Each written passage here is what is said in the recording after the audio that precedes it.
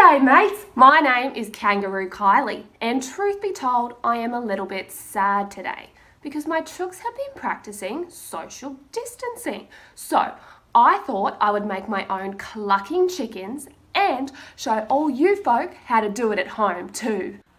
You'll need a paper cup, a piece of string, some tape or a paper clip, a wet piece of cloth, and the best part, something to decorate it with.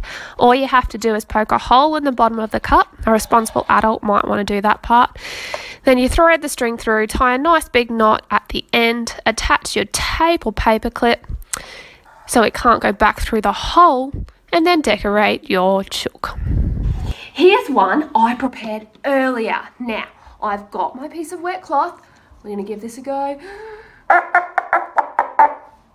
Blimey, that sounds just like my favourite hen. When we pull on that string, it creates a vibration, and that vibration produces sound energy. This sound energy gets passed along the particles in the string and travels in waves.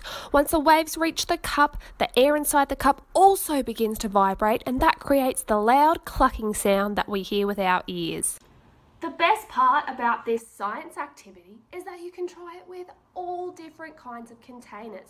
Just make sure that you get a responsible adult to help you if you're using any kind of sharp equipment.